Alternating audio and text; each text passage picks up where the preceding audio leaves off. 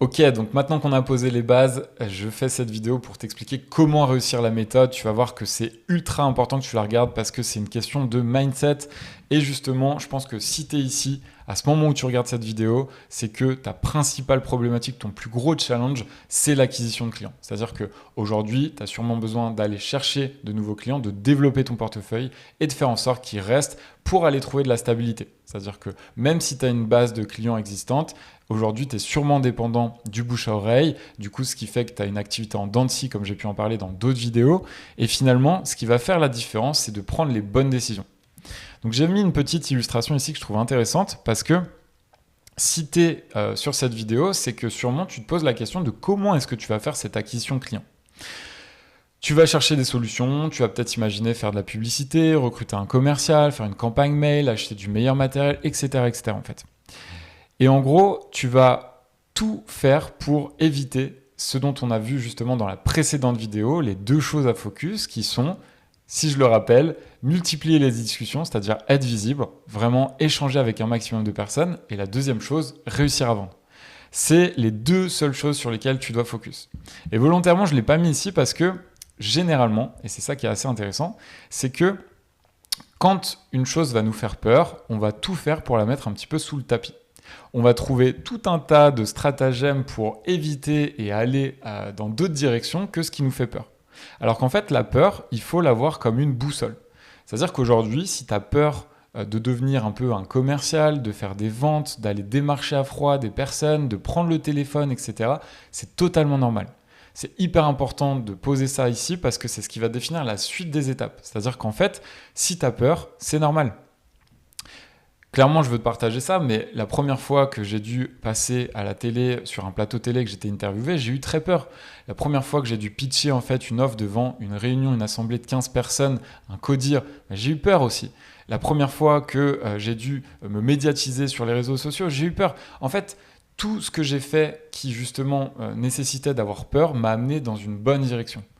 Et en fait, c'est pour ça que je t'ai mis ce schéma ici, c'est que la plupart du temps, si tu cherches à te cacher un petit peu derrière d'autres actions, c'est-à-dire, bah tiens, il faut que je me forme à LinkedIn, il faut que, par exemple, je recrute un technico-commercial, ce genre de choses, parce qu'en fait, j'essaye d'éviter un petit peu ce qui me fait peur, forcément, tu perds du temps, tu te défocuses et tu ne prends pas les bonnes décisions. Et aujourd'hui, si tu es ici, c'est que tu es un chef d'entreprise. Que tu sois vidéaste en freelance ou gérant d'une agence vidéo, c'est que tu es un chef d'entreprise.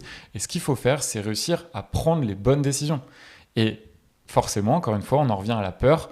Si une décision te fait peur, généralement, tu verras, c'est que c'est la bonne décision. Donc, c'est ok de ressentir des émotions, d'avoir peur, mais par contre, ça doit t'indiquer la direction et tu dois aller dans ce sens-là.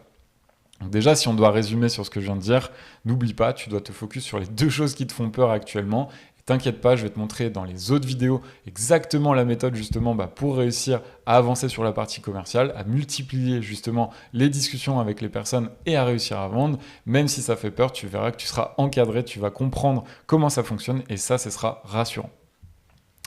Ensuite, je t'ai fait une petite illustration ici parce que je la trouve assez importante. C'est lié un petit peu à la façon dont tu te parles. C'est-à-dire que essaye d'écouter un petit peu les petites voix que tu as dans ta tête, la manière dont tu te parles et dont tu te perçois. Si là, je te dis, ok, prends le téléphone, décroche-le et appelle quelqu'un à froid. Encore une fois, je pense qu'il y a quelque chose qui va réveiller une émotion, tu vas ressentir probablement de la peur, et ça, encore une fois, c'est normal.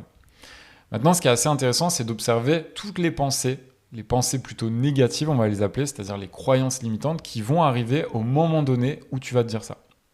Tiens, si tu te visualises en train d'appeler le téléphone, enfin d'appeler un prospect, est-ce qu'il n'y a pas des petites voix dans ta tête qui vont te dire tiens, en fait, non, mais je ne suis pas capable, moi je ne suis pas un commercial, je vais avoir la voix qui tremble, je ne suis pas à l'aise, je ne suis pas fait pour ça, etc., etc. Et en fait, toutes ces petites voix, enfin cette voix que tu as en toi, qui n'est ni plus ni moins que toi-même, ce sont des croyances négatives. Et en fait, plus tu vas te les répéter, moins tu vas te sentir capable. Alors qu'en fait, ce qu'il faut faire, c'est réussir à faire l'inverse, c'est-à-dire te conditionner à te répéter que tu es capable. À chaque fois que tu vas te dire que tu es capable de faire quelque chose, tu verras que tu vas réussir à le faire. Bien entendu, tu vas passer par le chemin de la peur. Encore une fois, c'est normal, c'est positif et c'est bon signe, mais il faut que tu t'habitues à te répéter que tu es capable de faire les choses. Et je ne te parle pas de relever des challenges qui sont juste impossibles du jour au lendemain. Je te parle de pratiquer un petit peu quotidiennement, d'avoir des micro-achievements, donc des micro-succès en fait, tous les jours, un petit peu. C'est-à-dire qu'on essaie de faire un petit peu mieux tous les jours et forcément de renforcer l'estime de toi et de voir que tu es capable d'accomplir des choses que tu n'étais pas capable d'accomplir il y a 1 an de ça, il y a 2 ans de ça, il y a 5 ans, tu n'aurais jamais imaginé être là à ce moment où je te parle. Pourquoi je te dis tout ça? Parce qu'aujourd'hui, tous les vidéastes et les gérants d'agences que j'accompagne, en fait, sont choqués à chaque fois de se dire « mais j'aurais jamais imaginé prospecter, décrocher le téléphone, faire des rendez-vous commerciaux comme ça. Je pensais que c'était pas pour moi, je me voyais absolument pas là-dedans. » Et ils avaient plein de peurs, plein de croyances, alors qu'aujourd'hui, ils sont capables de le faire. Pourquoi? Parce qu'ils ont pratiqué. Ils ont justement mis le pied un petit peu à l'étrier, ils ont enclenché la machine et du coup, ils étaient dans l'action. Et ça, c'est très important. Il ne faut pas rester figé. Il ne faut pas se cacher justement, encore une fois, derrière toutes ces actions qui sont un petit peu des subterfuges pour ne pas mettre en place les vraies choses. Il faut agir. Et pour agir, il faut faire un petit peu chaque jour et essayer de faire mieux à chaque fois.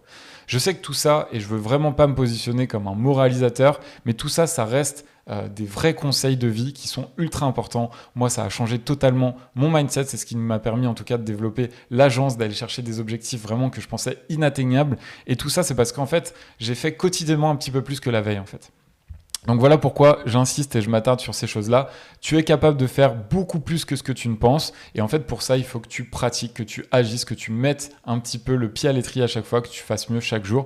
Et tu verras que tu seras choqué de toi-même et tu te regarderas dans 2 ans, dans 3 ans, tu te diras, mais en fait, je pensais absolument pas que j'étais capable de faire ce genre de choses.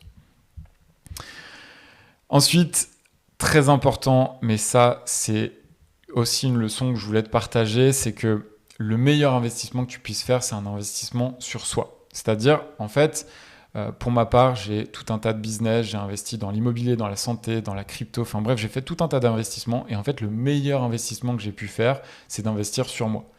Investir sur soi, c'est quoi? C'est investir sur son sommeil, acheter un meilleur lit. C'est investir sur sa nutrition, manger mieux. Investir par exemple dans une salle de sport, un coach sportif pour avoir une meilleure santé, faire du sport, être encadré. Ensuite, ça va être d'investir clairement sur des compétences. Monter en compétence sur la partie commerciale, monter en compétence sur la partie technique, comme on l'a vu, parce que si tu n'as pas la technique, tu ne peux pas vendre, etc., etc. Donc, vraiment, investir sur soi, c'est la meilleure chose que tu puisses faire parce qu'en fait, tu vas gagner du temps. Et j'aime bien partager ça, mais c'est très important, c'est que je vais te donner un exemple avec le fait d'apprendre, par exemple, une nouvelle langue comme l'anglais. Donc, demain, tu vas apprendre l'anglais, tu vas avoir plein de façons de le faire. C'est-à-dire qu'en gros, tu vas pouvoir apprendre l'anglais dans les livres, tu vas pouvoir apprendre l'anglais en regardant des séries Netflix, en allant voyager dans un pays. Voilà, il y a tout un tas de façons de le faire. Et tu vas aussi pouvoir l'apprendre en étant accompagné par un professeur, en étant coaché justement pour apprendre l'anglais. Et en fait, si tu regardes, toutes ces méthodes en fait, qui vont te permettre d'apprendre l'anglais vont t'emmener dans la même direction. C'est-à-dire que la finalité, c'est que avant tu ne savais pas parler anglais, demain tu sauras parler anglais. Par contre, la seule différence entre tous ces moyens d'atteindre cet objectif, c'est la temporalité. C'est-à-dire en combien de temps tu vas mettre pour atteindre justement cet objectif. Si tu dois apprendre l'anglais tout seul en regardant des séries ou justement en documentant, en lisant des livres, ça va te prendre peut-être beaucoup plus de temps qu'en étant accompagné par un prof que tu vas voir toutes les semaines. Donc en fait, cette logique-là, elle est hyper importante. C'est-à-dire que pendant des années, moi j'ai voulu apprendre tout seul. C'est-à-dire, oui, je vais regarder des tutos, je vais me former, je vais essayer de comprendre, je vais aller chercher tout ce qui était gratuit. Et en fait, je perdais un temps fou, j'étais dans l'incertitude parce qu'en fait, j'investissais pas sur moi. Pourquoi? Parce que je voulais pas dépenser d'argent en fait.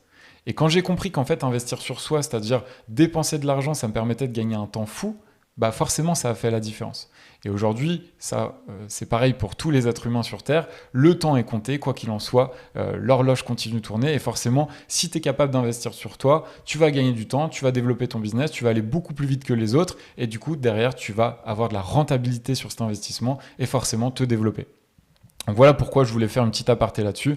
Investis sur toi, c'est une vraie règle. Quoi qu'il en soit, dans tous les domaines, c'est ce qui te fera gagner un temps fou. Tu verras que les Américains ont cette culture depuis bien longtemps et je te recommande d'adopter ce mindset parce que c'est ce qui fera vraiment la différence. Et pour finir, et ça c'est encore une fois une petite aparté mais très importante, c'est que la discipline et le temps. Je voulais te parler de ça, pourquoi? Parce que la discipline c'est ultra important.